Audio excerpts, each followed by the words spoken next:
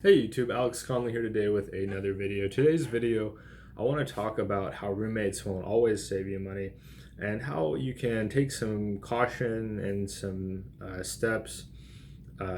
precautions and steps to mitigate some of the downsides of having roommates, kind of some things to look out for and how they might not always save you money. Before I get into this, it's kind of ironic. I recently moved into a new home where I have new roommates, and I think that this situation will be great. I've known these guys for a while, and I think it's going to be a positive experience. But not all of my experiences with roommates in the past were positive, and that's why I kind of want to talk to you guys today about is mentioning some of the drawbacks, some of the things I should have looked out for, maybe some red flags, and some reasons why you might not want to have roommates and might want to opt to spend extra to have your own space. Um, so before I get into the negatives, I want to go ahead and mention some of the upside, to having roommates. So one is saving money. Typically, if you split a multi-bedroom housing situation and each person has a bedroom, this is cheaper than a person having a studio or a single bedroom. In lower cost of living areas, this may not be um, as apparent, especially in the past. Now things are increasing in cost, but this becomes especially true in high cost of living places like New York or Bay Area, LA, places like this. It makes more and more sense to have roommates. Particularly if you're in an expensive area and you work a lot, you're not going to be there a lot anyway. You just need a place to sleep, shower, keep your clothing, belongings. It does make sense. Kind of some other things. There are experiences you can learn from. If you live with other people, there's things that they can teach you. Things like cooking skills or what else? Culture. They can teach you about their culture, their background. They may have a different background than you. There's different kinds of learning experiences. They may work in a different field from you, where you can learn about their work or what they do and how they contribute. Um, there's a lot of different things that we can learn from other people. Finally, networking opportunities. You may discover that you're trying to pivot toward a field that's closer to what they do, and they can introduce you to the right people. So these are the types of things that can be really beneficial. Let's say you're looking to study a certain discipline, and they know the professor pretty well. So these are instances where having roommates isn't necessarily a bad thing. But those being said, I'm going to get into some of the things that were kind of drawbacks of having roommates, and particularly roommates that I didn't really filter for. I wasn't really careful about getting. Um, the first one is cleanliness. Different people have a different idea toward cleanliness. I'm fortunate that in my current situation, me and my other roommates have somewhat similar, ideas of what's appropriate. But in the past, I had roommates that would let tons and tons of dirty dishes pile up everywhere, and so you couldn't cook, and so it became very expensive because it's hard to cook and make food when the place is a wreck. Now some of that's on me. I could have been a little bit more assertive, but I was also not used to living with other people and fairly inexperienced, and so I didn't really know what to look out for. Um, what else? Another one, unfortunately, in the past, I did have a roommate actually sue me. Now, I'm not going to discuss what happened, only to say that I did hire an attorney. The attorney represented me to my liking, and I was ultimately satisfied with the outcome of the situation. But keep this in mind, particularly in America, where we live in a pretty litigious country, people are willing to file lawsuits over anything, and the court systems are willing to hear these people out because that's just the way the law works. Um, Kind of moving on from that, some of the other things that I've dealt with, I've had roommates struggle with various forms of mental illness. I am empathetic. I have seen mental illness in my own family, and I understand that some things are out of people's control. But that being said, if you're not a mental health professional, if you don't have exposure to mental health problems, this type of thing can be really, really damaging when you're trying to focus on school, work hard, and go to class, and you come back and you're trying to deal with this problem that you're not qualified to deal with. I mean, really very few people are qualified to handle mental illness and to treat and to handle these types of things. And it just so happens that a stressful environment like college can bring some of these things to the surface. And so, in an already somewhat tense environment, sometimes roommates can add on to your problems in that way. and that you can't help but deal with theirs on some level. Uh, kind of following up on that, I did have a roommate at one point that had some kind of learning disability, and to the point where he did things like he walked around in his underwear. He posted pornographic material, uh, in basically on the common areas on the walls and things like this, and in his own room, which in his own room is not a problem, but such things are not appropriate for public. I think that most people would agree that these types of things, and I'm going to mention something to follow up on that. He would kind of attempt to touch inappropriately. He would hug people that did not want a hug. He would touch people's different parts of their body in an inappropriate way, and so that was really kind of disconcerting. When you're trying to go to college and you're trying to focus on school and study, and you have some people that don't really have a strong concept of boundaries and physical boundaries and what's appropriate and what's inappropriate. I understand that it's inappropriate to just touch people like that, but unfortunately, he just did not have that concept, and so I think it's important to realize that when you have roommates, you don't understand their perception of boundaries. You don't understand their perception of what is and isn't wrong.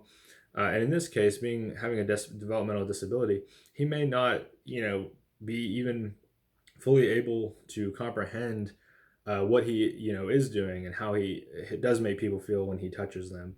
Now, certainly, people that do not have such disabilities should be held accountable for these types of things, and I don't mean to excuse that type of thing or to harp on how he was negative. I just want to explain that you really don't know unless you've known somebody for a really long time, and even then, you don't know what it's like to live with somebody, and you really want to be careful about who you choose to live with and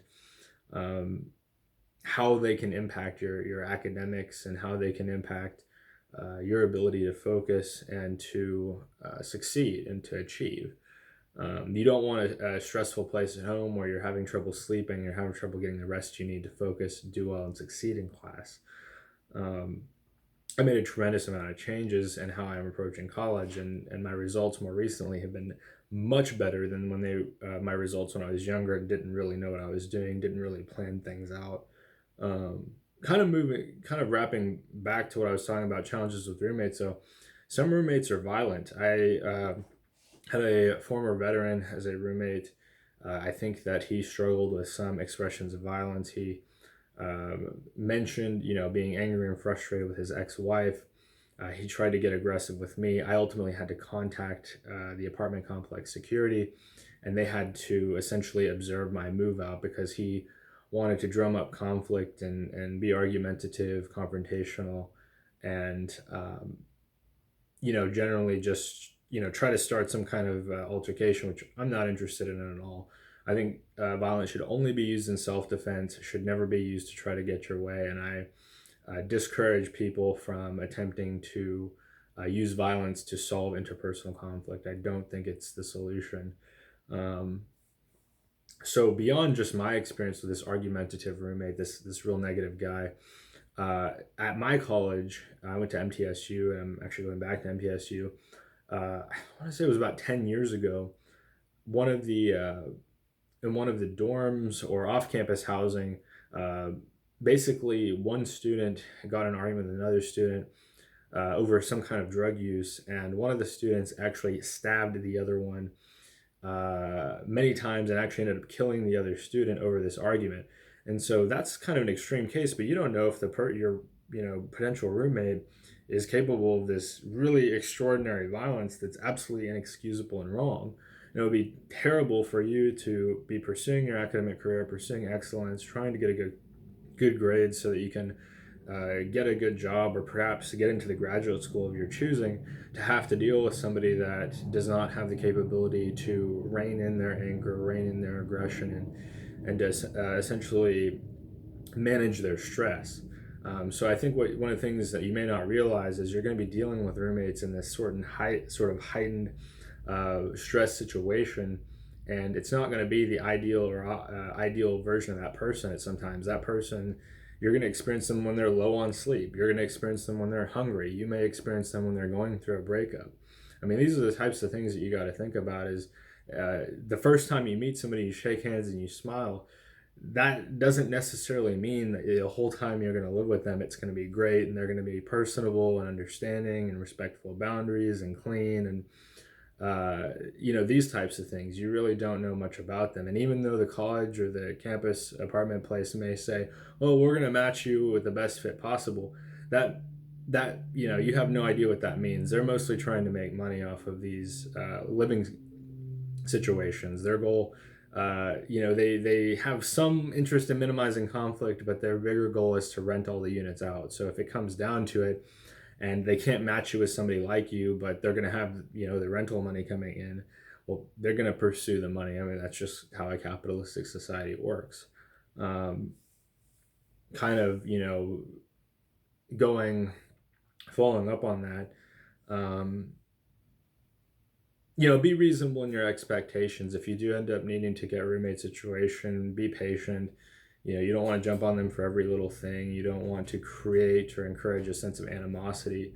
People have little quirks and challenges and odd little things about themselves that they're trying to work on. And they may, just don't expect them to be perfect, I guess is what I'm trying to get at. What else? Kind of back to the challenges part. I mentioned the violence. Also consider you may end up having a roommate that has legal issues. They may be engaged in some kind of crime or criminal activity that they, you don't want to get dragged into that. Essentially, I've had friends that have had roommates that have been addicted to hard drugs. I've had friends that have had roommates that got in trouble for stealing. Of course, I mentioned the violence issue. Just keep in mind, it's not just about what that person may or may not do to you. Consider that what they do in their personal life may have an effect on you. If they choose to break the law, if they, particularly these young folks that don't have a fully developed brain where they fully understand the difference between right and wrong. Some of them don't. Consider that they may engage in risky behavior that also puts you at risk. So these are just some of the reasons that I want to mention. Having roommates may not always save you money. You may get wrapped into a court situation where you're having to hire an expensive attorney. You may have to get into some kind of situation where you're having to go to court to deal with some situation on a regular basis. You may have to move apartments because the person that you're living with is just, you can't handle living with them anymore. These types of things can cost a lot of money and time. You may have to break a lease early and pay a hefty fee just so you can, end some kind of conflict with a person where you're unable to resolve it. And there's all kinds of things that can come up when you have roommates that make the situation cost more than not having roommates in the first place. And if you find that you can afford it or you're willing to take on the extra burden of the cost, consider living on your own. I enjoy living on my own. There's definitely some advantages there. There's also some disadvantages, but some people find that that's just the way in which they're most productive and happy. There's nothing wrong with that. So, like I said, I just think you should keep in mind what's best for you. Try to make plans that will set you up for success in college. Try to find roommate situations, if you have to have roommates, that will work with your personality and will be conducive to you succeeding. It would be terrible to try to get roommates to save money and for the situation to cost you more money and time than it was worth in the first place. So I just want to say thank you for watching. Appreciate you taking the time to watch my videos. If you enjoy this content, want to see more, definitely like the video down below. Comment, let me know what you think. Maybe you have some extra tips that I missed. Let me know if you want me to make a part 2 to follow up. There might be some things that I catch that I want to cover in another video. But anyway, until next time, goodbye.